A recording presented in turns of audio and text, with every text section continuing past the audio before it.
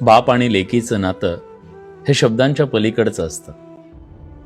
बाप लेकीला जन्म देतो, तिला जपतो, तिच्या प्रत्येक आनंदात स्वतःचं आयुष्य शोधतो. पण कधी कधी नियती असं वळण घेते की लेकीलाच आपल्या बापासाठी आई व्हावं लागतं. माजी मंत्री शिवतारेंना त्यांच्या मुलीनं किडनी दिली.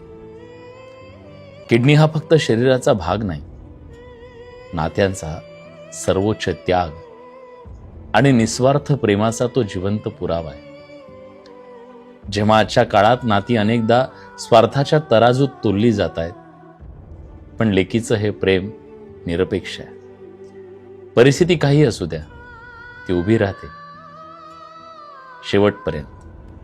कारण लेकीसाठी बाप म्हणजे तिचं पहिलं प्रेम, तिचा पहिला सुपर हिरो, तिचं जग, तिची ओळख असतो. या घटनेनं पुन्हा हे दाखवून दिलं की मुलगी फक्त घराची शोभा नाही, ती घराची ताकद आहे. ती प्रेमाची मूर्ती आहे आणि वेळ आली तर ती आई सुद्धा बनते स्वतःच्या बापासाठी. बाप लेकीला जन्म देतो हे नैसर्गिक आहे, पण इथं लेकीनं बापाला पुन्हा जन्म दिला हे प्रेमाचं सर्वोच्च उदाहरण आहे.